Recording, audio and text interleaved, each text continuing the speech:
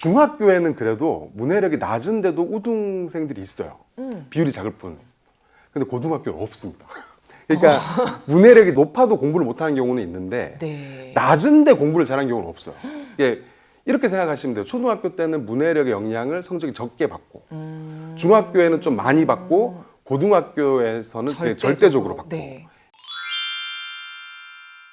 안녕하세요. 육아연구소 이지민 아나운서입니다. 공부머리 독서법의 저자, 독서교육 전문가 최승필 작가님 모셨습니다. 안녕하세요. 안녕하세요.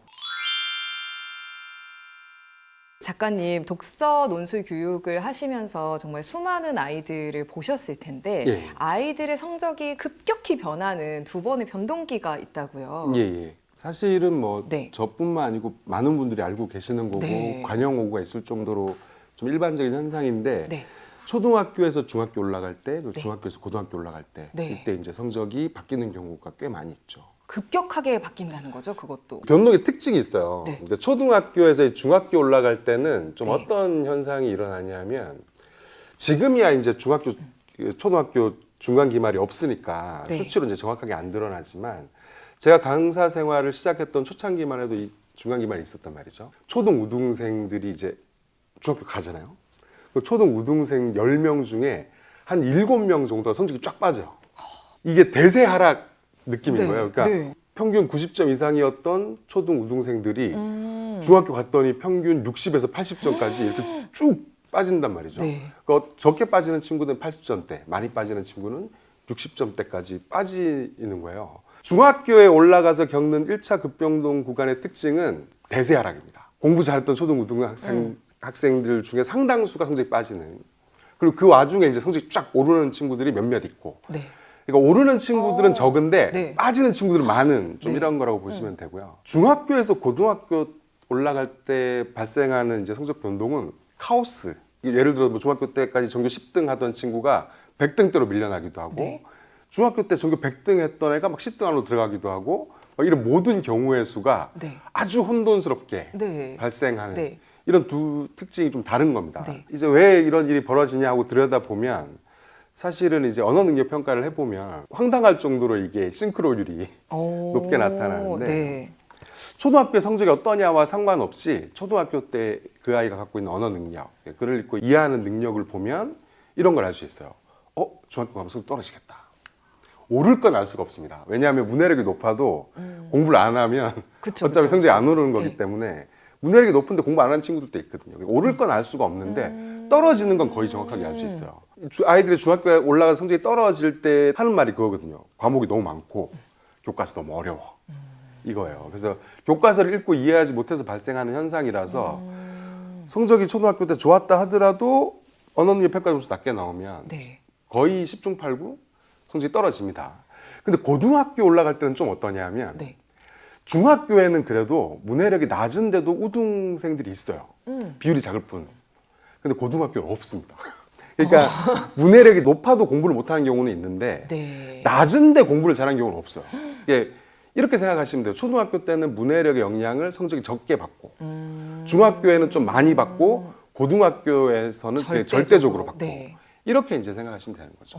그러면은 어느 교육 과정을 가던 간에 가장 핵심은 문해력이네요. 그렇죠. 네. 그럼 그렇게 될 수밖에 없어요. 그리고 고등 교육 과정이 그만큼 교과서도 어렵고 내용도 또 과목도 다양하기 때문에 더더욱 그 문해력이 중요한 거죠. 그렇죠. 그러면 지금은 초등학교에 아이들이 어떤 기말고사나 중간고사가 없다 보니까 성적을 알 수는 없잖아요. 예. 그렇지만 부모님들 입장에서 우리 아이의 뭐 어떤 학원이든 뭐든 좀 곧잘 한다라고 여기더라도 이 독서 혹은 이 문해력만큼은 조금 면밀하게 들여다볼 필요가 있네요. 어떤 그럼요. 식으로 알 수 있을까요? 이게 이제 되게 다양한 방식으로 알 수가 있는데 네. 일단 그 학교 과목 중에 국어를 유독 싫어한다. 예를 들어 네. 단원 평가를 해오는데 다른 과목은 다 잘 받아오는데 국어만 아주 못 받진 않는데 다른 과목에 비해서 좀 낫다. 네. 또 이제 책을 좀 읽자고 하면 책이 재미없다고 하는 애들이 있어요. 영어도 잘하고 수학도 잘하고 네. 다 잘하는데 책만 싫어해. 그래서 부모님들 그 어떻게 생각하냐면 이거 취향이 이제 독서를 별로 안 좋아하는 취향이구나. 이제 이렇게 생각하시기가 쉬운데 재밌는 책을 주더라도 난 책은 싫어요. 이렇게 얘기하면은 10중 8구 문해력이 낮다고 보시면 됩니다. 네. 네. 일단은 그 두 가지네요. 그렇죠. 다른 과목은 잘한다고 하더라도 국어를 좀 싫어한다. 혹은 책을 좀 유난히 좀 흥미를 못 느낀다. 책에. 그렇죠. 네. 또 좀 직접적으로 확인해 보는 방법도 있어요. 네. 그러니까 책 한 권 읽고 독서 퀴즈 내보면 돼요. 독서 퀴즈라는 게 이제 제가 사실 학원 할 때 썼던 방식인데 네. 그 책의 핵심 맥락을 물어보는 겁니다. 네. 뭐 이야기 책이면 읽고 이해했으면 알 수밖에 없는 그런 문제로 내보는 거예요. 책을 그냥 재밌게 잘 이해했으면 그 독서 퀴즈가 만점이 나와요. 네. 만점이 나올 수밖에 없습니다. 네. 근데 이제 2개, 3개 틀린다 이러면 문제가 굉장히 좀 있는 거예요. 3개 이상 틀리면은 책 내용이 다 샌다고 보시면 됩니다. 네. 예를 들어 초등 5, 6학년인데 초등 5, 6학년 동화를 이제 독서 퀴즈를 통해서 어느 정도 이해하는지 알 수 있잖아요. 네. 근데 그 정도가 초등 5, 6학년 교과서를 이해하는 정도입니다. 네네네. 그러니까 이때 독서 퀴즈를 부모님들이 활용하실 때에 유의하실 점은 자기 수준에 맞는 책을 읽게 하고 그렇죠. 독서 퀴즈를 해보는 방식인 거죠. 그렇죠, 그렇죠. 네. 이게 자기 수준이라는 게 학년을 보시면 안 돼요. 6학년인데 책을 많이 안 읽었어. 이러면 어디서 시작하는 게 좋냐 하면 4학년 책에서 시작하는 게 제일 좋습니다. 아, 네. 그럼 2년만 무조건 내리면 되나요? 어느 학년이든? 그렇진 4학년이다 않습니다. 이러면 2학년 그렇진 그런 게 않은데. 아니에요? 아, 네. 그런 건 아닌데 네. 왜 제가 4학년 책 말씀을 드리냐 하면 이게 왜 교과서의 언어 수준이 초1부터 고3까지 하면 12단계잖아요. 네. 근데 사실 12단계가 아닙니다. 네. 이게 덩어리가 지거든요. 1, 2학년 교과서를 한 덩어리로 볼 수 있습니다. 네. 그 언어 수준 격차가 별로 크지가 않아요. 2학년이 좀 더 어렵긴 하지만 네. 크게 차이가 안 나요. 그래서 초3이 되면 책도 마찬가지고 교과서도 마찬가지인데 갑자기 본격적인 책이 됩니다. 네. 뭐 예를 들어서 초1, 2책은 뭐 해봐야 뭐 50페이지 네. 한 바닥에 뭐 글도 5줄, 6줄 이러다가 초3 책이 되면 뭐 한 바닥에 15줄, 80페이지 뭐 이렇게 되거든요. 네. 초1, 2, 초3, 4, 5, 6이 묶입니다. 그래서 네. 5, 6학년에서 좀 책을 좀 읽기 힘들어한다 그러면 예. 무조건 4학년 책에서 시작하시면 거의 네. 실패 없이 네. 시작하실 수 있거든요. 네. 초3의 경우 초1, 2로 가볼까요? 그렇죠. 네. 초3의 경우는 이제 본격적인 글책이기 때문에 초3 책을 어려워한다는 건 네. 초1, 2책으로 시작하시는 게 맞는데 그 초1, 2책을 좀 혼돈을 하시면 안 되는 게 네. 왜 우리 6, 7세 때 읽어주던 그림책 있잖아요. 네네. 그게 초1책입니다. 아, 네. 초1책 찾아보시면 별로 없어요. 네. 글책 형태로 된 초1책이 별로 없는데 이게 왜 그러냐면 네. 1학년을 이제 독서 교육에서 어떻게 보냐면 6, 7세 때 읽어주던 책을 스스로 읽기로 적응해가는 시기다 이렇게 봐요. 그런 관념이라서 같은 언어 수준을 반복해요. 예를 들어서 초3인데 애가 초3책 잘 못 읽는데 애가 책 고르라 그러면 그림책 골라와. 그래도 됩니다. 그래도 상관없으니까 네네. 그 기준에 맞춰서 하시면 되죠. 네. 그러면 좀 본격적으로 독서법에 대해서 알아보려고 하는데요. 단순히 책을 많이 읽는다고 언어 능력이 향상되는 건 아니죠. 그렇죠. 어떤 식으로 책을 읽어야 구체적으로 이 사고력이랄지 공부에 또 도움이 되는지. 사실 이 지점이 네. 독서에 대해서 부모님들이 갖고 있는 한국 사회 갖고 있는 되게 큰 오해가 있어요. 네. 뭔가 이제 본격적으로 필독서, 권장독서 막 이런 거 읽어야 될 것 같잖아요. 근데 사실은 독서 효과가 가장 크게 나오는 독서는 그냥 독서를 되게 독서답게 하는 겁니다. 독서를 독서답게 한다는 건 뭐냐면 네. 그 아이가 자기가 재밌는 책 있잖아요. 재밌겠는데? 그런 책을 골라서 재밌게 읽을 때. 그러니까 이게 제가 책에도 썼는데 재미있는 독서가 아이를 성장시킨다 이렇게 말씀을 드리면 부모님들 좀 어떻게 생각하시냐면 아이의 행복을 위해서. 아니에요. 이게 언어 능력 평가를 해보면요. 제 언어 능력 향상 효과가 네. 사실 책 한 권 읽고 나서 달라지거든요. 그러니까 우리 흔히 하는 오해가 여러 권을 막 엄청 읽어야 네. 문해력이 막 올라갈 것 같고 이렇게 생각하시잖아요. 책벌레처럼. 네, 아니에요. 한 권을 푹 빠져 읽잖아요. 그러면 어느 정도로 심하게 올라가냐면 이 읽기 전에 테스트를 했을 때와 한 권 읽고 나서 테스트를 하면 점수가 달라져요. 근데 왜 우리 애는 막 30권, 40권 읽었는데 안 올라가? 네. 독서를 제대로 안 했기 때문인데 제대로 안 한다는 게 뭐냐면 왜 우리가 글자를 읽으면 독서를 했다고 생각하기가 쉬워요. 네. 근데 글자를 읽는 거하고 독서는 좀 다릅니다. 독서는 그 책에 담겨 있는 언어 사고를 내 머리로 재생해 보는 행위입니다. 우리는 이제 깨어 있는 동안 계속 생각을 하잖아요. 네. 쭉 하다가 책을 이렇게 펼치면 첫 줄을 읽었다는 건 뭐냐면 책이라는 게 생각해 보시면 사물화된 생각입니다. 그게 이야기책이 됐든 지식 도서가 됐든 에세이가 됐든 사물화되어 있는 책이거든요. 그러니까 첫 줄을 읽었다는 건 뭐냐면 책 속에 담겨 있는 생각이 내 머리로 들어오는 거예요. 네. 언어 사고가 들어오는 거죠. 그러면 글자만 읽는 건 좀 어떤 거냐면 내 생활 사고가 이 책 속의 사고가 들어오는데 이게 두 개의 주파수가 끝까지 양립해서 가는 겁니다. 이러면 이제 죽을 것 같고 막 읽다가 막 집중도 안 되고 막 어우 막 답답하고 이렇게 되는 이유가 뭐냐면 이 두 개의 사고가 혼선돼서 그냥 계속 가는 거예요. 그럼 그거는 책에 집중이 안 된다는 거예요? 아니면 자꾸만 딴 생각이 든다는 거예요? 그러니까 이 언어 사고가 아직 적응이 안 된 거죠. 이게 사실 숙련된 독서가는 첫 줄을 읽는 즉시 내 생활 사고 꺼져요. 꺼지면 이제 어떤 일이 벌어지냐면 우리가 이제 흔히 책 재밌는 거 읽을 때 정신 차려 보니까 1시간 지나 있고 네. 책 70페이지 넘어가 있고 와 이렇게 되는 거 있잖아요. 이 책이 만약에 내 흥미가 가고 내가 읽기 쉬워요. 어렵지 않으면 처음에 몇 줄 읽다 보면은 이제 이 작가가 하고자 하는 얘기가 좀 적응이 되기 시작하죠. 정보가 수집되고 이 문체도 적응이 되고 이러다 보면 내 생활 사고 꺼지는 겁니다. 그러면 이 묵독의 과정이 내 사고 과정이 되는 거예요. 그러면 제가 아까 말씀드렸던 푹 빠져드는 예, 거죠. 푹 빠져드는 그야말로 우리가 거. 스마트폰 볼 때 자주 겪는 그렇죠. 예, 스마트폰을 슬프네요. 자기 전에 잠깐 보려고 했는데 시계 보니까 어머 이게 시간이 이렇게 됐어. 그렇죠. 요런 정말 물화일체의 과정인 그렇죠, 그렇죠. 거죠. 네. 이게 사실 독서가 재미없다는 게 사실 형용모순이거든요. 왜 형용모순이냐면 독서가 재미없으려면 글자만 읽어야 돼요. 글자를 읽고 있으면 세상 이런 형벌이 없습니다. 근데 제가 아까 말씀드렸던 그런 현상을 저는 뭐라고 부르냐면 독서 현상이라고 불러요. 네. 독서는 아까 제가 말씀드렸던 그런 독서 현상이 수반되는 글 읽기 과정입니다. 그래서 이게 뭐 처음부터 끝까지 쭉 간다는 게 아니라 이런 순간들이 계속 찾아오는 거예요. 한 권을 읽을 때 이렇게 읽고 나잖아요. 그러면 책을 읽다가 와 재미없어서 못 읽겠다가 있을 수가 없어요. 다 읽고 나서 이럴 수 있어. 생각보다 그렇게까지 재밌지는 않았다. 이럴 수는 있는데 독서 현상이 발생하면은 독서라는 행위 자체를 좋아하게 됩니다. 근데 이러려면 어떤 전제 조건이 필요하냐면 그 책이 내 언어 수준에 맞아야 되고 네. 내가 그게 읽고 싶어야 돼요. 네, 그 두 가지 네. 아까 얘기하신 그게 맞아야 그 독서 현상이라는 게 나올 그렇죠. 것 같아요. 네, 그래서 그러려면 어떻게 해야 되냐면 네. 아이한테 책 선택권을 주셔야 돼요. 그렇죠. 우리는 어떻게 하냐면 야 3학년 때 이거 읽어야 된대. 이 책이 좋대. 이러고 갖다 준단 말이에요. 근데 사람이 얼마나 간사하냐면 내가 읽고 싶다가도 갖다 주면 읽기 싫어져요. 영화조차도 그렇잖아요. 저 좀 볼까 말까 싶다가도 누가 야 저거 꼭 봐야 돼 이러면 갑자기 보기 싫어지고 이런 게 사람인데 하물며 이제 독서는 읽고 이해하는 수고로움이 드는 문화활동이잖아요. 근데 이거를 우리는 계속 갖다 주는 방식으로 이거 읽어야 된다, 저거 읽어야 된다 이런 방식으로 하면은 아이가 독서를 하게 되는 게 아니고 글자를 보게 되는 거예요. 근데 그거를 글자를 처음부터 끝까지 다 읽을 수 있는 아이는 없거든요. 그럼 어떻게 되냐면 이제 속독을 하게 됩니다. 네. 이 속독이라는 건 뭐냐면 훑어보는 거예요, 그냥. 훑어보고 엄마 다 읽었어. 그래서 그럼 이제 부모님 옆에서 보면 저렇게까지 빨리 못 읽던데. 근데 뭐 확인할 방법은 이렇게 이제 되는 거예요. 근데 애가 이제 100번 읽었어. 근데 국어 시험 처음에 못 해. 책 읽으면 문해력 올라온다는데 안 올라와. 이렇게 되는 거예요. 문해력은 사실 되게 가벼운 능력이거든요.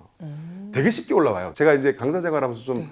어이가 없었던 게 너무 쉽게 올라와서 좀 어이가 없었어요. 그래요? 그래서 제가 애들한테 뭐라 그랬냐면 희소식인데. 네 뭘 읽었다고 점수 네. 이렇게 올라갔냐? 네. 이렇게 이제 얘기할 정도로 되게 쉽게 올라가는데 독서 좋아하는 애들 있잖아요. 네. 이게 뛰어난 독서가 두 가지 조건이 필요합니다. 첫 번째는 책을 얼마나 좋아하는가를 보셔야 돼요. 예를 들어서 우리 아이가 책을 많이 읽어요 하는데 도서관 가자 그러면 싫다 그래요. 책도 꼭 읽어 해야 읽어. 이러면은 이제 책을 싫어하는 거예요, 사실은. 네. 근데 뛰어난 독서가들은 어떠냐면 그냥 틈만 나면 읽습니다. 왜 그러냐면 재밌으니까. 자, 이게 첫 번째고 두 번째는 뛰어난 문해력을 갖고 있어요. 책을 얼마나 좋아하느냐, 얼마나 잘 이해하느냐. 이거 보면 알 수 있는데 뛰어난 독서가들은요. 이제 부모님이 상상하시는 그런 애들 없어요. 3학년 때 한국사, 4학년 때 세계사, 5학년 때 과학 이렇게 읽혀서 독서가가 된 아이를요. 제가 이 업계에 들어온 지 20년 됐는데 단 한 명도 본 적이 없습니다. 네. 이렇게 읽어가지고 책 좋아하고 문해력 뛰어난 애를 제가 한 명도 본 적이 없어요. 20년 있었던 사람이 봤을 때 성공 사례를 단 한 명도 발견한 적이 없었던 롤 모델로 그 한 명을 만들어내기 위해서 부모님들이 이걸 하고 있는 것처럼 보이는 거예요. 멀리서 보면. 야 도서관 같이 가서 야 너 읽고 싶은 책 골라와. 근데 그 읽고 싶은 책 골라오면요. 그게 부모님들 속에서 열천불 터져요. 보통 마음에 안 들잖아요. 이게 마음에 안 들죠. 엉덩이 탐정. 막 그런 책들 있잖아요. 막 도움이 안 될 것만 안 될 같은. 거예요. 네. 근데 그 책이 도움이 됩니다. 그런 책이.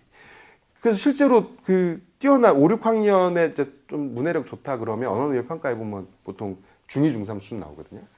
뭐 4학년이 중3 수준 나오는 경우도 있어요. 이게 중3 수준이라는 게 뭐냐 하면 중3 교과서를 스스로 읽고 이해할 수 있는 네. 언어 수준. 네. 이제 이런 친구들을 보면 이제 부모님들이 걔 책 읽는 거 되게 싫어요. 이게 되게 아이러니인데 독서 지도에 성공한 케이스는 대부분 부모님이 걔가 책 얘기만 꺼내면 막 진저리를 칩니다. 이게 뭔가 되게 쉬우면서도 지금 어려운 얘기 같아요. 그렇죠. 네. 굉장히 이게 사실은 네. 어떤 게 있냐면 우리 부모님들이 독서가의 상을 현실에 존재하지 않는 상을 갖고 있는 거예요. 체계적으로 하려고 하는 거예요. 초3 때 뭐 이렇게 해서 체계적으로 하고 권장도 저 나이 때 읽어야 될 책 네. 이런 거를 가지고 하니까 현실에 존재하지 않는 독서가를 만들려고 하는 거예요. 또 다양하게 읽는 거 좋아하고. 그렇죠. 다양하게 읽으면 안 돼요. 또 새로운 작품들 막 호기심 네. 있게 이렇게 달려들길 원하고. 그렇죠. 그러니까 부모님들이 원하는 상이 있고 많은 개입을 하려고 하지만 사실 그것만 안 해도 그렇죠. 아이가 독서를 독서답게 하는데 빠른 길을 갈 수 있는 거네요. 그 제대로 된 길을. 예, 부모님이 할 일은요. 일주일에 한 번씩 도서관 같이 가고요. 학습 하나 빼고 마음대로 골라. 그 골라온 책을 저는 이거 가족 독서 시간이라고 부르는데 그냥 가정에서 왜 어렸을 때 책 읽어 주잖아요. 애들. 네. 애들 읽기 독립하고 나면 이제 부모님들이 보통 이제 무슨 생각하시냐면 너만 여기 남아라. 난 독서계를 떠날 테니. 이러고 이제 애만 읽히려고 하신단 말이에요. 그러지 마시고 네. 그 읽어주던 시간에 그냥 도서관에서 같이 빌려온 책, 아이는 아이 책 읽고 부모님은 부모님 책 읽고 이런 시간을 자기 전에 한 40분 이 정도 가지시면 됩니다. 그냥. 40분이요? 예, 40분 정도. 왜 이렇게 놀라세요? 이거 해보시면 이게 이제 왜 이게 저도 강연 다녀보면 부모님들이 헛된 꿈을 꾸세요. 네. 나는 책을 안 읽고 너만 읽고. 그래서 사실은 초3 때 한국사 얘기하게 되는 거예요. 고백을 안 하려고 그랬는데 제가 이제 아이가 초3이 되기 때문에 한국사 전집을 사려고 지금 지난주에 이제 사야겠다고서는 이제 할 일에다가 적어놨거든요. 한국사 전집 주문하기. 그러니까 그런 거예요. 독서를 자꾸 공부라고 생각하시는 거예요. 그 독서가 공부가 되면 당연히 못 읽어요. 왜냐하면 아이들은 공부도 많이 시키지 않습니까? 우리 한국 사회가. 공부를 공부대로 시키고 책도 공부처럼 읽혀요. 그러면 애 입장에서는 내가 학원도 가고 숙제도 하고 집에 와서 책까지 읽어야 돼? 이렇게 되는 거예요. 근데 또 엄마는 책을 안 읽고 있어. 그 어머 뭐야? 이렇게 되는 거예요. 그러니까 사실은 이제 독서 지도에 성공하는 방법 되게 쉬워요. 그러니까 네. 독서로 대접해 주면 됩니다. 그냥 독서라는 게 원래 지 읽고 싶은 책 지가 골라서 읽는 거거든요. 어른이 돼도 똑같아요. 어른이 돼도 저도 제가 읽고 싶은 책 골라서 읽습니다. 그냥 누구나.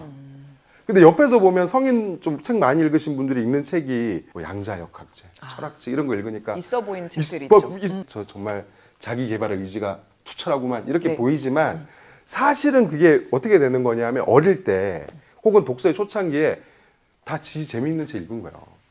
재미있는 책 읽다 보면 어떤 일이 벌어지냐면 제가 아까 문해력 되게 쉽게 올라오는 능력이라고 했잖아요. 네. 내가 재미있게 읽을 수 있는 책의 폭이 자꾸 넓어집니다. 이게 어느 정도로 빨리 넓어지냐면 한 5권만 재밌게 읽잖아요. 예를 들어서 어떤 초등학교 6학년이 책을 그동안 안 읽어왔어. 근데 초사 동화 정도를 한 5권 재밌게 읽잖아요. 네. 그러면 바로 초록책 읽을 수 있습니다. 초록책 한 3-4권 읽잖아요. 그럼 청소년 도서 읽을 수 있어요. 이게 이렇게 되게 쉽게 올라가거든요. 그래요? 초등 중학년에서 고학년 책 좋아하는 친구들이 언어능력 평가해 보면 중3 수준 나온다. 이게 어떤 거냐면 걔들이 막 유치원 때부터 막 이런 게 아니에요. 기준이 어디냐면 고 4학년이면 1년에 한 20권? 이 정도만 재밌게 읽잖아요? 네. 그럼 그렇게 나와요. 근데 왜 읽혀도 안 나오냐 하면 독서가 아니게 우리가 성벽을 쌌습니다. 성벽을. 책을 골라주는 방식으로 이렇게 읽어 저렇게 읽어 독후감 써. 그래서 가족 독서 시간을 아이만 읽히시려고 하면요 반드시 실패하게 돼 있어요. 이게 설사 초중학교 때는 잘 되는 것처럼 보이잖아요. 네. 중학교 올라가면 절대로 책을 안 읽게 됩니다. 이게 가족 안에 문화로 잡혀야지만 지속될 수 있거든요. 그러니까 부모님도 왜 우리 성공학이나 뭐 자기계발서 보면 다 독서 얘기하잖아요. 네. 이번 기회에 부모님들도 자녀 교육하시면서 자녀만 읽히시려고 하면 어차피 실패하시니까 이거 애를 위해서 하신다고 생각하지 마시고 나 자신을 위해서도 같이 하세요. 이게 제일 간단한 방법입니다. 이거 피해서 할 수 있는 방법이 없어요. 그러면요, 가족 독서 시간을 추천하셨는데 바쁘다 현대사회잖아요. 최소 독서 시간을 좀 정해주신다면요? 사실은 이 독서에 대한 큰 오해 중에 하나가 네. 많이 읽어야 된다는 오해가 있습니다. 네. 성인 독서가 뭐 이렇게 하면 하루에 2-3시간씩 읽는 줄 알아요, 사람들이. 그렇게 읽잖아요. 히키코모리 됩니다. 네. 네, 그런 거 있잖아요. 또 수능 만점 받는 친구들이 인터뷰 보면 네. 독서 얘기 꼭 하잖아요. 물론 작년에 한 명 최초로 책을 안 읽은 수능 만점자가 드디어 나왔는데 네. 그 친구 빼고는 다 독서 얘기를 합니다. 그러면 수능 만점 받을 정도로 책을 읽었으면 하루에 막 두세 시간씩 읽은 거 아니야? 이렇게 생각하신단 말이에요. 두세 시간씩 책 읽잖아요. 수능 만점 못 받아요. 네. 공부를 해야 수능 만점 받지. 하루에 두세 시간 읽고 수능 만점 어떻게 받습니까? 제가 이제 강연 다닐 때 늘 드리는 말씀인데 상위 1%의 독서가의 독서량을 추측해 본다면 네. 이게 통계가 없어서 그냥 저의 깜냥으로 추측해 보면 일주일에 3시간에서 5시간 읽잖아요. 네. 넉넉하게 상위 1%에 듭니다. 상위 1%. 예, 예. 주 5일을 이제 한다고 치잖아요. 가족 독서 시간을. 네. 주 5일을 하기로 해서 하루에 40분 네. 하기로 해요. 그러면 주 5일 하기로 하면 보통 주 2일, 3일 하게 됩니다. 네. 저도 그래요. 그쵸. 저는 우리 애들하고 늘 하거든요. 저는 이제 워낙 아이들이 버릇이 배서 1시간 해요. 도서관에 가서 책을 빌려와요. 네. 저희는 이제 일요일 날 가는데 이제 첫 번째는 이겁니다. 책을 빌려 오셔야 돼요. 네. 책을 빌려야 되고. 갈 때 근데 아이하고 꼭 같이 가셔야 돼요. 네. 애가 골라야 되니까. 가서 책을 고를 때 학습만화 나쁜 책이라서가 아니라 그림 기반의 책은 독서하고 다른 겁니다. 컬러링 북이 독서가 아닌 것처럼 네. 좋은 다큐멘터리를 본 것이 독서가 아닌 것처럼 학습 만화를 본 것과 독서는 다른 거예요. 네. 그래서 제가 자꾸 학습 만화를 빼야 된다고 말씀드리는 겁니다. 이 기준을 놓고 애가 책을 빌릴 때 도서관 대출 한도를 꽉 채워서 빌리셔야 됩니다. 네. 이걸 막 읽을 만큼만 그런 자신감 있으시면 안 돼요. 오. 내가 고른 책이 다 제일 좋을 것이다. 이런 자신감을 내려놓고 넉넉하게 꽉 채워서 빌려오는 거죠. 저희 동네 도서관은 1인당 20권을 빌릴 수 있어요. 네. 그래서 제가 둘째 셋째하고 같이 가는데 60권을 빌려옵니다. 그래서 갈 때 80리터짜리 등산 배낭을 메고 가요. 아니 카트를 끌고 가시는 분이 있더라고요. 도서관에. 그렇죠. 그래서 갑자기 그 생각이 나는데요. 그걸 메고 이제 돌아올 때 이제 도서관 가는 게 즐거워야 되잖아요. 네. 저희는 도서관 옆에 놀이터가 있어서 그 애를 풀어놓고 놀아 하고 저는 책을 그냥 거기서 읽다가 다 놀면 이제 돌아옵니다. 네. 돌아서 맛있는 거 먹고 이렇게 해서 이제 주말을 보내고 이제 월요일부터 금요일까지는 저녁 8시 반이 되면 알람이 울려요. 이제 하시다 보면 좀 어떤 게 생기냐면 애들이 마음에 준비를 합니다. 오늘 무슨 책 읽어야지.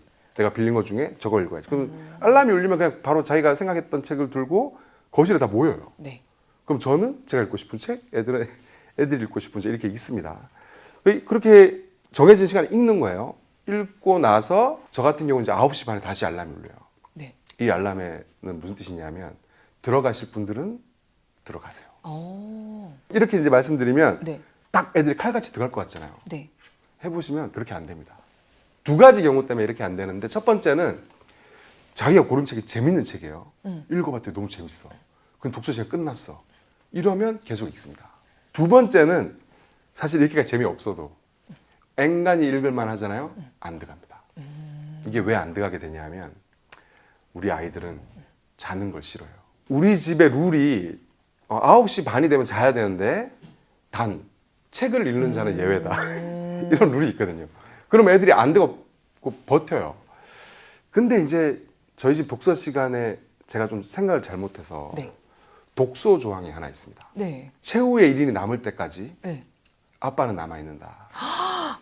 그래서 이제 아이들이 한 명이 남아서 11시까지 읽으면 제가 11시까지 저도 계속 옆에서 읽어야 되는 거예요. 근데 네. 저희는 바쁘지 않습니까? 네. 그래서 요거는 제가 팁으로 알려드리는 건데 요런 독서 조항을 넣지 않으시기를. 넣지 않기를. 근데 요렇게 하시면 그럼 주 5일이잖아요? 주 5일 못 합니다. 저 네. 같은 경우만 해도 막 강연 가고 뭐 부산 가고 뭐 이러면 주 2일 할 때도 있고요. 주 1일 할 때도 있습니다. 많이 하면 주 3일. 네. 이걸로 충분합니다. 네. 독서량은. 이게 왜 충분해지냐면 하루 할 때도 있고 2일 할 때도 있고 3일 할 때도 있잖아요. 그러면 우리가 생각했을 때 요 날만 읽겠지 싶잖아요. 네. 애들이 습관적으로 오늘 아빠 없네? 그러면 평소에 거실에서 읽었다면 그럼 애들이 책을 들고 들어가서 침대에 독서등 켜놓고 있습니다. 그냥 읽다가 10시 반 이렇게 되면 자고 재미없으면 빨리 자고 이런 식이 돼요. 이런 걸 보면 혼자도 읽네? 그럼 내가 빠질까? 이런 생각이 드시잖아요. 근데 빠지면 어떤 일이 벌어지냐면 이걸 좀 하다가 쓱 가라앉아 버립니다. 이 독서 시간은 이 시간에만 읽는 것이 아니라 이게 중심점이 되죠. 네. 독서 생활의 어떤 무게추, 기준점 이런 역할을 해주기 때문에 주 5일을 생각한다고 생각하고 뭐 2일, 3일 그 상황에 맞게 하신다고만 해도 일주일에 한 번씩 도서관 가고 이것만 하셔도 독서 생활 유지하시는데 한번 해보세요, 집에서. 네. 이것만 아시잖아요. 그러면 독서 지도가 실패하기가 쉽지 않습니다. 이것만 아시면. 저는 궁금한 게 저희 집은 독서 시간을 매일 자기 전에 주 7일을 거의 하는데 10분에서 15분을 해요. 근데 저뿐만 아니라 궁금하실 것 같아서 매일 이렇게 짧게 하는 것이 더 좋은지 아니면 한 번을 하더라도 좀 충분히 거기에 빠질 수 있는 시간을 확보하는 게 더 중요한지. 그게 연령대마다 달라요. 네. 연령대마다 다른데 예를 들어서 영유아는 이제 읽어주는 거잖아요. 네. 그 초등 1학년도 이제 읽기 독립 안 됐을 때 초 1, 2도 이제 읽어줘야 되는데 읽어줄 때는 시간이 굉장히 많이 듭니다. 애들이 힘이 안 들기 때문에 네. 계속 읽으라고. 네. 그럼 계속 읽어줘야 돼요. 네. 그럼 보통 1시간 반 이렇게 걸리잖아요. 읽기 독립을 하고 나서는 예를 들어서 초1, 2때 읽기 독립이 안 됐는데 스스로 읽기를 시킬 때가 있어요. 그럴 땐 짧게 하셔야 됩니다. 네. 5분을 넘어가면 이제 일이 좀 복잡해져요. 아이가 아직 이제 읽는데 능숙하지 않은데 15분, 20분 이렇게 읽히면 애가 책을 점점 더 혐오하게 돼요. 그래서 5분만 딱 읽고 나머지는 읽어주고 네. 이제 이런 식으로 하셔야 되고 읽기 독립이 됐다. 그럼 초3 기준으로 이제 말씀드리면 적어도 30분일 거예요. 한번 펼치면. 초보 독서가의 독서는 비행기의 비행과 비슷하고 숙련된 독서가의 독서는 헬리콥터랑 비슷합니다. 그래서 숙련된 독서가는 책을 딱 펼치자마자 바로 독서 상태로 쭉 갈 수 있는데 초보 독서가는 뭘 거치냐면 이륙 단계가 있어요. 네. 이 몰입할 때까지 어느 정도 시간이 필요합니다. 15분 있죠. 그럼 이륙을 하자마자 책을 덮는 이런 이제 불상사가 벌어지는 거예요. 네. 그래서 30분 정도를 놓고 이제 초3 정도면 시작하시는 게 좋고요. 초4 이상이면 40분 정도 하시는 게 좋습니다. 하다 보면 이제 처음에는 이렇게 가볍게 하시다가 저는 이제 둘째, 셋째가 초3, 초6이거든요. 네. 1시간을 하게 된 게 의미가 없는 거예요. 30분 이게. 어차피 안 들어가요. 네, 네, 네. 어차피 안 들어가고 성인은 또 더 좀 긴 독서 시간이 필요하지. 책 한 권인데 시간이 네, 걸리니까. 그러니까 저도 이제 평소에 책 짬짬이도 읽지만 그 시간이 어떻게 보면 저한테도 길게 책을 읽는 시간이거든요. 이게 너무 짧아 버리면 독서 상태에 접어들자마자 끝나야 되는 이런 상황이 발생하기 때문에 아이의 특성과 상황에 맞춰서 하시되 그래도 아까 말씀드렸던 기준대로 하시는 게 제일 네. 좋죠. 그리고 또 하나 궁금한 게 아까 아이가 이 책에 푹 빠지려면은 이 책이 언어 수준에 맞아야 되고 흥미가 있어야 된다고 했는데 이거는 사실 기준일 뿐 도서관에 데려가서 네가 원하는 책을 골라봐 라고 해서 아이가 가져와서 그거를 푹 빠져 읽는다는 것 자체가 그 두 개가 맞는다는 증거기 때문에 부모님이 이게 지금 흥미가 있나 아니면 뭐 이게 수준에 맞을까 이런 고민을 할 필요는 없는 거죠. 그렇죠. 오히려 이 책이 좋아 라고 해서 갖다 주는 그 행위만 안 하더라도 아이는 스스로 내 언어 수준에 맞고 내가 흥미 있는 책을 고를 수 있는 거잖아요. 반드시 그렇진 않은데 그런 거 아니에요? 네. 이게 또 좀 어려운 부분이 있습니다. 네. 책 잘 읽는 아이의 능력은 우리가 흔히 생각할 때 네. 책을 읽는 능력을 생각하시잖아요. 예. 아닙니다. 지가 재밌게 읽는 책을 알아보는 능력이에요. 도서관 가서 이거 재밌겠는데? 독서 능력이 뛰어나다는 건 뭐냐면 재밌겠는데 하면 재밌어요. 읽고 이해하는 능력은 사실은 이 선택 능력의 부산물이에요. 네. 이 능력이 뛰어나잖아요. 그러면 문해력은 아주 쉽게 빠르게 올라갑니다. 그래서 문해력을 올리시려고 하시면 안 되고 자꾸 책 구경을 하고 제가 그래서 아까 한도를 꽉 채워서 빌리라고 말씀드린 네네. 게 처음에는 고르면 자기가 안 읽어봤기 때문에 어떤 책이 재밌는지 몰라요. 그래서 막 고르거든요. 네. 예를 들어서 읽을 만큼만 빌려봤어요. 펼쳤는데 어머 내가 생각하는 그런 책이 아니야. 이런 경우 많거든요. 그러면 그 독서 시간이 지옥이 되는 거예요. 5분 읽고 갑자기 목이 말라. 물 마시러. 또 5분 읽고 갑자기 화장실 가고 싶어. 이렇게 된단 말이에요. 그렇기 때문에 사실 방점을 어디에 두셔야 되냐면 책을 읽는 것도 중요하지만 도서관 가서 고르는 거. 네. 그게 굉장히 중요합니다. 그래서 많이 골라보고 많이 실패해 봐야 돼요. 네. 그래야 읽고 이 고르는 능력을 네. 기를 수 있거든요. 그러니까 초반에 어떤 일이 많이 생기실 거냐면 도서관 가서 책 골라오잖아요. 독서 시간 하자 그랬는데 애가 5분 읽다가 네. 재미없어. 이런 게 많이 생겨요. 네. 그때 그 부모님들이 저 어떡하지? 이런 생각이 든단 말이에요. 그럴 때 어떻게 하시면 되냐면 그럼 5분 읽은 거 얘기해봐. 그럼 애가 얘기를 해줘. 뭐 이런 얘기인데 재미없어. 그러면 다른 걸로 바꾸게 해주시면 됩니다. 네. 왜 우리가 생각했을 때는 그렇게 하면 계속 바꿀 것 같잖아요. 네. 근데 안 그렇습니다. 이야기는 기승전결의 논리 구조를 갖고 있어서 기라는 게 뭐냐면 주인공한테 무슨 일이 벌어지는 거예요. 네. 벌어진 게 흥미진진해. 그러면 그 뒤로는 그냥 가게 돼 있어요. 네. 그러니까 이제 선택에 실패한 책은 초반부를 읽었는지를 확인하시되 만약에 확인했는데 읽었는데도 재미없어. 그러면 패스하게 해주시면 됩니다. 그 벌어진 일이 내가 별로 흥미있어하는 일이 아니라는 그렇죠. 거니까. 네. 몇 권의 책을 읽어야 선생님 성적이 오르나요? 왜냐하면 우리가 그게 궁금하거든요. 아까 쉽게 올릴 수 있다고 하셨는데 정말 놀랍게도 이 정도면 됩니다라는 걸 수치로 얘기해 주시면 좋을 것 같아요. 이게 사실 초등학생은 얘기하기가 좀 힘들어요. 예. 왜냐하면 이 5, 6학년이 되어야 이제 기초능력 평가를 볼 수가 있는데 5, 6학년 기준으로 말씀드리면 부모님들한테 잘 안 와닿습니다, 이게. 네. 중학생 기준으로 한번 말씀드려 볼게요. 네. 예를 들어서 한국의 중학생의 평균 문해력을 어디로 보시면 되냐 하면 초등 5, 6학년 수준으로 보시면 됩니다. 네. 초등 5, 6학년 교과서를 스스로 읽고 이해할 수 있는 수준이에요. 네. 이게 성인도 마찬가지고 고등학생도 마찬가지인데 공부할 때 이제 듣고 이해하는 방식으로 하고 독서 안 하고 거기다가 내 사고 패턴이 특별히 유달리 논리적이거나 이게 깊게 생각하는 스타일이 아니면 기본값이 초등 5, 6학년이에요. 네. 성인도 책 안 읽고 네. 생각 깊게 안 하고 그러면 초 5, 6이라고 보시면 되고 네. 중1하고 중3하고 평균 문해차가 거의 없습니다. 네. 둘 다 초등 5, 6학년이라고 보시면 되는데 네, 이게 이제 수능 국어 영역으로 치면은 한 42점에서 47점 요 점수가 나오면 초 5, 6이구나 이렇게 생각하시면 돼요. 예, 이게 실제로 이제 데이터를 놓고 보면 이제 수능 국어 영역 시험을 봤는데 42점이 나왔어요. 그러면 이제 한 6개월 동안 책을 읽는단 말이에요. 책을 읽을 때 청소년 소설 기준으로 2주에 한 권 읽습니다. 2주에 한 권. 2주에 한 권. 이게 왜 2주에 한 권이냐면 일주에 한 권 읽어오라 그러면 네. 안 읽어와요, 애들이. 슬픈 일이죠. 네. 애들이 이제 학원 오기 전날 책을 읽거든요. 네. 근데 한 권을 하루에 읽으려면 5시간 정도 걸립니다. 네. 그렇게 주면 안 읽을 겁니다. 2주에 한 권을 읽어서 6개월이 지나잖아요. 근데 읽을 때 저 같은 경우는 어떤 걸 했냐면 읽고 이해했으면 맞출 수밖에 없는 독서 퀴즈를 네. 반드시 냈어요. 네. 그 점수를 항상 체크를 해놓습니다. 근데 독서 퀴즈는 만점이 나와야 돼요. 왜냐하면 너무 문제가 쉽기 때문에 읽은 입장에서는 너무 문제가 쉽기 때문에 만점이 나와야 됩니다. 네. 구체적인 걸 기억할 필요도 없어요. 얘한테 무슨 일이 벌어졌고 어디 가서 어떤 일 겪었고 이 인물 관계 어떻고 이런 걸 물어보는 겁니다. 그렇게 해서 예를 들어서 정답률이 90% 이상 네. 해서 6개월이 지났어요. 네. 6개월이면 이제 12권 읽은 거죠. 그쵸. 12권을 읽히고 나면 많이 올라가면 수능 국어 영역 점수가 20점 정도 올라갑니다.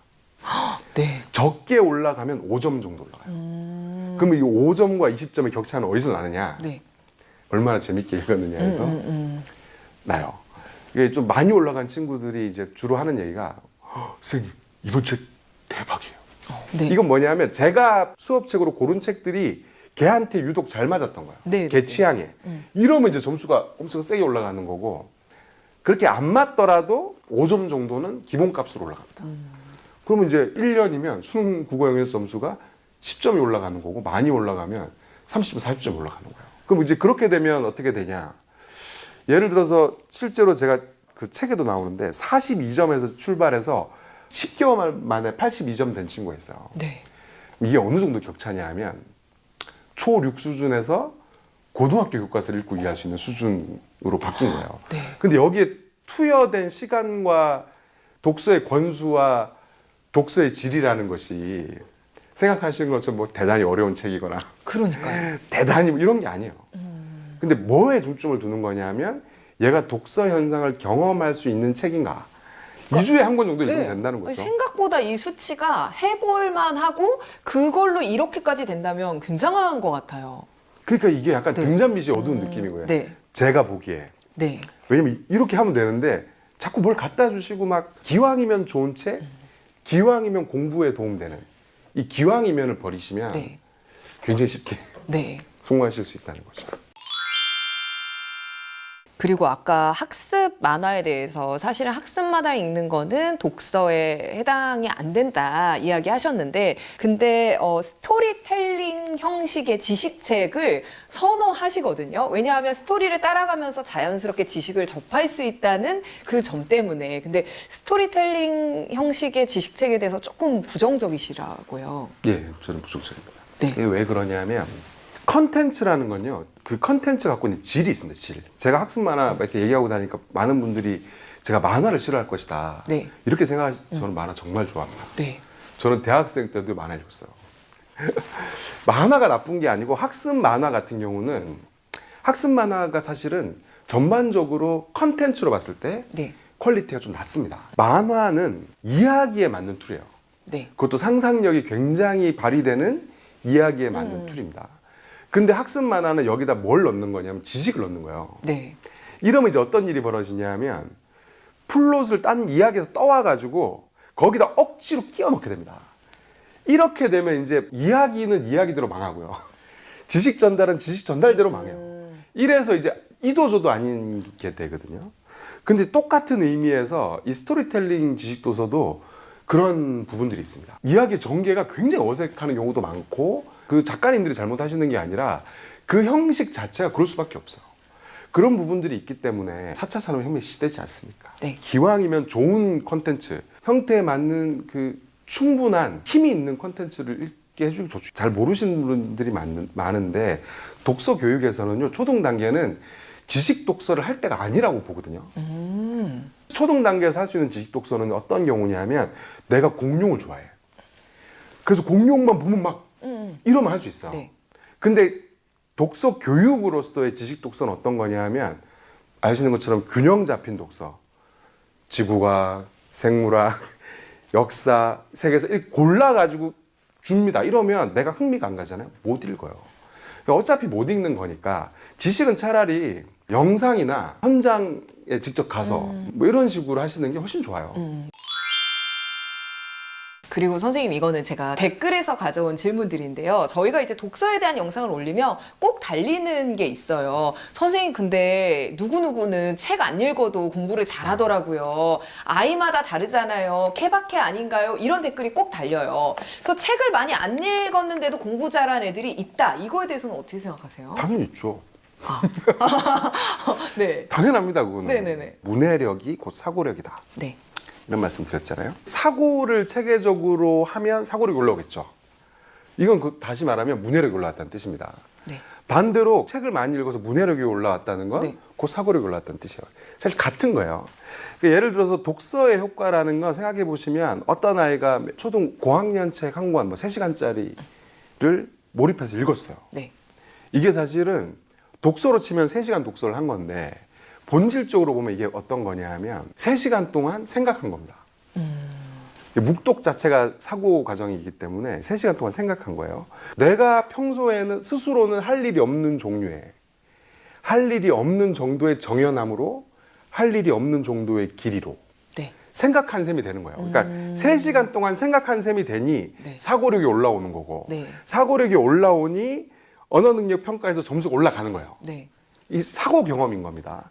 반대로 내가 책은 안 읽는데 생각을 굉장히 체계적으로 해. 이러면 책을 안 읽는데도 문해력이 높은 경우도 되게 많아요. 네. 저도 현장에 있으면서 그런 애들 꽤 많이 봤거든요.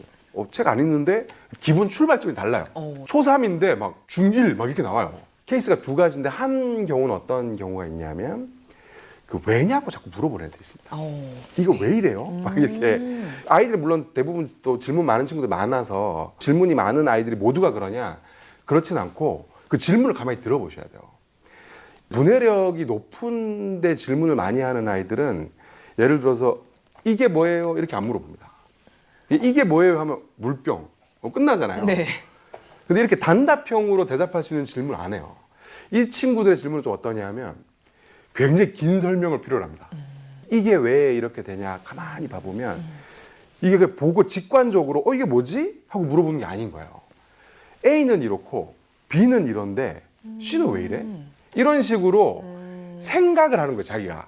자기의 사고 과정의 끝에 사고 과정에서 딱 멈춘 지점, 벽에 막힌 지점에서 질문을 합니다. 그러니까 이 질문이 굉장히 긴 설명을 요해요. 네. 저는 이런 친구들 별로 안 좋아해요. 네, 왜죠? 왜냐면 수업이 엉망이 됩니다. 이런 친구 끼어 있으면. 왜냐하면 그 맥락이라는 게 자기는 맥락이 있어요. 자기는 자기 사고의 맥락이 있는데 이게 제 수업 맥락하고는 아무 상관이 없죠. 그러니까 제 입장에서는 갑툭튀 질문이 날라오는 겁니다. 그래서 한 번 이게 길게 설명을 해줘서 끝나면은 묘할 일이 없죠. 근데 이 친구들의 특징이 뭐냐면 길게 설명하면 그걸 되게 곰곰이 들어요. 듣다가 그 답에서 다시 질문 찾습니다. 네. 쌤, 근데 그거는요. 이게 모든 지식이요. 이건 이거야 하고 끝나는 지식은 없어요. 가만히 봐보시면 이거 설명을 하잖아요. 그럼 이 여기 어떤 부분은 다른 지식하고 연결돼 있어요. 네. 이게 지식은 체인처럼 연결돼 있거든요. 그러니까 이 아이들이 그 체인대로 사고가 가는 겁니다. 자, 이러면 이제 어떤 일이 벌어지냐면 얘가 평소에 관찰하고 생각하고 이걸 계속 하는 거예요. 네. 바꿔서 얘기하면 그냥 생활을 하는데 언어 사고가 책을 읽는 거하고 똑같은 형태로 와. 논리적으로 길게 쭉 가는 거예요. 이런 애들이 이제 특징이 네. 이런 애들은요 지식책 읽고 나서 1시간씩 떠들어요. 따라다니면서 계속 떠들어요. 다 이해하고 있어요. 근데 이게 아이의 사고 패턴 자체가 인과관계로 돼 있는 데다가 이 사고의 길이가 길다 보니 이 사고의 길이가 길다는 건 그 정도 길이, 그 정도 논리적 복잡성의 글을 곧 읽고 이해할 수 있다는 뜻이거든요. 아이들이 책을 안 읽었는데 뒤에 가서 명문대 가고 하는 애들 보면 많은 경우가 이 케이스입니다. 네. 두 번째 케이스도 있어요. 이거는 좀 어떤 케이스냐 하면 집요한 친구들이 있어요. 네, 네, 네. 꼼꼼하고 집요한 친구들. 좀 쉽게 이해하실 수 있을 것 같아서 사례로 말씀드리면 중2 여학생이었거든요. 네. 전교 뭐 2등, 3등, 1등 뭐 이렇게 하는 친구였는데 언어 능력 평가를 했는데 엄청 높게 나오는 거예요. 네. 이거는 뭐 수능 지금 바로 쳐도 80점 나올 정도로 문해력이 높게 나온 거예요. 문해력이 높은 친구들은 독서 논술 강사 입장에서는 정말 좋습니다. 할 일이 없어요. 네. 문해력이 높으면 책 잘 읽거든요. 네. 독서 논술 강사 일이라는 게 책 읽히는 건데 첫 주에 책을 다 못 읽고 왔어요. 네. 문해력 높은데 책 못 읽으면 진짜 화나거든요. 네. 그래서 제가 로비로 쫓아냈어요. 네. 내가 쉬는 시간 올 거니까 읽어. 네. 읽은 때까지 내가 물어볼 거야. 하고 들어가서 수업을 하고 쉬는 시간 나왔는데 페이지가 몇 페이지 못 넘어가 있는 1시간 지났는데 그래서 제가 이제 만난 지 2번밖에 안 되는 애한테 막 화를 냈어요. 왜 그러냐 그랬더니 얘가 한 줄을 가르치는 겁니다. 이게 이해가 안 된다. 이게 이해가 안 돼서 여기를 계속 맴돌이를 했던 거예요. 보통 책이라는 게 여기서 나오면 그 전에 설명해 주거나 네. 그 전에 설명 안 해줬잖아요. 네. 그러면 청소년 지식도서는 한 3페이지 안에 반드시 설명이 나옵니다. 근데 얘 구조를 모르니까 뒤로 안 넘어가고 계속 여기서 앞에 없나 이러고 있었던 거예요. 이게 늪에 빠진 거죠. 근데 얘가 학교 공부를 할 때 어떻게 했을지 생각해 보세요. 교과서를 이런 식으로 공부를 했던 거예요. 우리 시대 때 우등생들이 왜 교과서 읽고 밑줄 치고 정리하고 막 접고 해서 그거 달달달 외우고 이런 식으로 공부했잖아요. 이렇게 할 수 있는 이유가 그 꼼꼼함 때문에. 두 가지 거의 다입니다. 이거 외에 없다고 보시면 되는데 저 정도 연배에 네. 부모 세대 때 뭐가 없었냐 하면 초등학교 때 공부 잘했는데 중학교 가서 성적이 쫙 빠지고 이런 게 없었어요. 네. 중학교 때 공부 잘했는데 고등학교 가서 빠지고 이게 왜 없을 수밖에 없냐면 그때는 어떤 초등학생이 공부 잘했냐면 지 교과서 지가 잘 읽는 애가 공부 잘했거든요. 네. 그리고 초3 교과서 잘 읽잖아요. 그걸로 문해력이 올라옵니다. 초4 교과서 읽을 수 있어요. 네네. 이렇게 올라오는 거예요. 그냥. 근데 지금은 어떤 애들이 공부를 잘하냐 하면 붙어서 설명을 되게 잘해주는 어머니가 있거나 아니면 성실하고 유능한 보습학원 선생님한테 배웠거나. 근데 이게 바꿔서 얘기하면 뭐냐면 그 교과서를 엄마가 보습학원 선생님이 읽고 설명해 준 거예요. 네. 어떤 의미에서는 이게 아이가 교과서를 통해서 문해력을 올릴 수 있는 기회를 부모가 박탈하는 거예요. 왜냐하면 보내면 바로 성적이 오르니까. 네. 이런 이제 구조로 돼 있는 겁니다. 네. 이 두 케이스는 당연히 공부 잘하고요. 네네. 이제 그런 댓글이 달렸을 때 이건 어떻게 된 거지 좀 궁금하셨던 분들이 오늘 이 답변으로 좀 이제는 좀 예, 이해가 되셨을 것 같아요. 근데 또 달리는 댓글이요. 뭐냐면 근데 선생님 애초에 공부 잘할 애들은 책을 좋아하더라고요. 공부에 흥미 없는 애들은 책을 아예 처음부터 안 좋아해요. 닭이 먼저냐 달걀이 먼저냐 같은 질문인 것 같은데 아, 예. 어떻게 생각하세요? 그게 정말 독서 교육 전문가로서 미치고 팔짝을 노르신 건데 저는 이제 서점도 하고 하다 보니까 작가님들 많이 뵙잖아요. 네. 작가님들하고 얘기하다 보면 작가님들 똑같은 얘기를 해요. 네. 왜냐하면 작가님들은 아이들을 많이 만나니까 강연 같은 거 가시면 그런다는 거예요. 부모님들도 그러고 네, 아이들도 그러고 작가님은 원래 그렇게 타고나서 네. 책도 좋아하고 글도 쓰고 한 거 네. 아니냐. 만나면 서로 막 가슴을 찌고 그게 아닌데. 독서가는요 뭘로 태어나냐면 우연히 만난 한 권의 책으로 태어나는 거예요. 만약에 타고나서 책을 잘 읽는다 그러면 저야말로 책을 잘 읽으면 안 돼요. 이 책에 나오지만 제가 정말 초등학교 때 네. 정말 문해력이라고는 1도 없는 열등생이었거든요. 근데 어떻게 독서가 되냐면 한 권 읽으면 재밌네? 이렇게 출발하는 거예요. 그러면 또 재밌는 책 어디 있어? 찾게 되겠죠.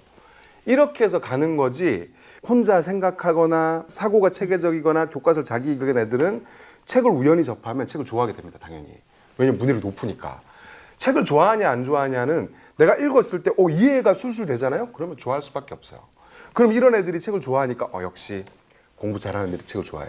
이렇게 보이는 거고 또 책을 좋아해서 많이 읽은 애들은 문해력이 높잖아요. 네. 그럼 공부를 잘하겠죠. 네. 역시 똑똑한 애들이 책을 잘 읽고 이렇게 네, 되는 거고. 근데 사실은 그게 아니라 특히 후자의 경우 책을 잘 읽어서 공부를 잘하게 된 경우는 딴 게 아니고 어느 날 우연히 나한테 맞는 재미있는 책 한 권 만난 거예요. 그냥 재밌네 이거? 딴 것도 재밌는 거 어딨어? 이렇게 해서 읽다 보니 그렇게 된 거예요. 그냥 이거를 이제 자꾸 이제 일만화 시켜버리는 거야. 책 읽어봐야 소용없어요. 네. 그냥 타고나는 거예요. 막 이거. 이거는 무슨 얘기냐면 헬스 트레이닝에서 네. 몸 좋은 사람 보고 필요 없어요. 저 몸 다 타고난 거예요. 타고나는 거예요. 이거하고 똑같은 얘기예요. 당연히 문해력이 낮은 상태에서 책을 읽기면 힘들어요. 이거는 이제 출발점의 문제입니다. 특히 성인들이요. 성인들이 책 읽기가 왜 힘드냐면 한국의 평균 문해력이 전반적으로 낮기 때문에 네. 그래서 뭐만 읽게 되냐면 에세이, 자기계발서 이런 걸 읽게 되는 거예요. 왜냐하면 에세이와 자기계발서가 청소년 정도의 문해력으로 읽을 수 있는 성인 도서거든요. 못 읽는 이유는 문해력이 그렇기 때문인 거예요. 네. 그럼 이런 격차 때문에 생기는 일인 거지 그걸 타고나서 갖고 있거나 그렇지는 않습니다. 책에 몰입한다는 게 이런 것일까라고 생각이 들 정도로 오늘 얘기해 주신 거에 제가 정말 몰입을 해서 들었던 것 같아요. 그래서 원래 준비한 질문들을 다 여쭤보지 못했는데도 불구하고 시간이 이제는 다 돼서 작가님 보내드려야 될 것 같고요. 지금 영상 보시면서 오늘 너무 좋았던 내용들 또 궁금한 내용들 댓글로 남겨주시면 다음에 저희가 한 번 더 최승필 작가님 모셔보는 걸로 하겠습니다. 그럼 이제 마지막 질문을 여쭤보려고 하는데요. 이게 육아연구소의 공식 질문이에요. 희망을 묻는 질문이고 인생에서 끝이라고 생각했는데 그게 끝이 아닌 또 다른 시작으로 이어졌던 희망을 본 경험이 있으신지. 제가 이게 사전에 이 질문을 받고 네. 굉장히 고민을 많이 했어요. 네. 왜냐하면 저는 인생을 굉장히 편하게 살아가지고 네. 저는 이제 역사책 읽다가도 느끼는데 이렇게 행운할 수가. 그래도 부모님도 잘 만나가지고 뭐 안 굶고 평탄하게 살아왔어요. 그래서 이 질문을 내가 대답하는 게 맞나 이런 생각이 들었는데 저는 이제 항상 무슨 일이 생겼을 때 그런 생각을 해요. 이 어떤 깜짝 놀랄 만한 네. 뭐 부모님이 아프시다거나 가족들이 편찮다거나 아니면 뭐 일을 할 때 뭐 문제가 생긴다거나 인간관계 문제가 생긴다거나 이럴 때 그게 빠져 있으면 그게 굉장히 큰 일처럼 느껴지잖아요. 그래서 그때 항상 저는 이 일을 두 가지로 분류합니다. 네. 이것이 죽을 일인가, 죽음하고는 상관이 없는 일인가 이렇게 생각해 보는 거죠. 그럼 대부분 죽을 일은 아니잖아요. 자, 이렇게 이 일이 내 목숨이 달린 일인가 아닌 일인가의 관점으로 생각해 보면 이것만으로도 그 일과의 감정적 거리가 생겨요. 객관적 거리가. 그러면 좀 객관적으로 볼 수 있게 되고 거기에 이 정도 이상으로 휘둘리는 일은 없더라고요. 그래서 이거는 뭐 대단한 무슨 그런 건 아니지만 삶의 소소한 팁으로 무슨 일이 생겼을 때 이게 죽을 일인지 아닌지 생각해 보시는 것을 한번 추천드리고 싶습니다. 뭐 평탄하게 살아오셨다고 말씀하셨지만 사실은 뭐 평탄한 삶이 어디 있겠습니까? 이 관점으로 본다면 또 많은 어려운 일들도 말씀하신 것처럼 조금 객관화해 볼 수 있다 보니까 또 마음이 편해져서 평탄하다고 느낄 수도 있을 것 같아요. 끝이 아닌 시작을 본 적이 있으신가요? 라고 여쭤봤지만 어쨌든 이게 진짜 끝인가를 고민해 보신다는 거니까 네. 어쨌든 지금이 끝이라고 느껴서 힘드신 분들께 희망의 메시지가 되기를 바라겠습니다. 오늘 이렇게 나와주셔서 너무 감사드리고요. 다음에 꼭 한번 다시 초청을 드려야 될 것 같아요. 오늘 너무 많은 이야기를 나눴지만 더 궁금한 이야기들이 많기 때문에 다음에 한번 꼭 나와주시기를 바라면서 오늘 고맙습니다. 예, 감사합니다.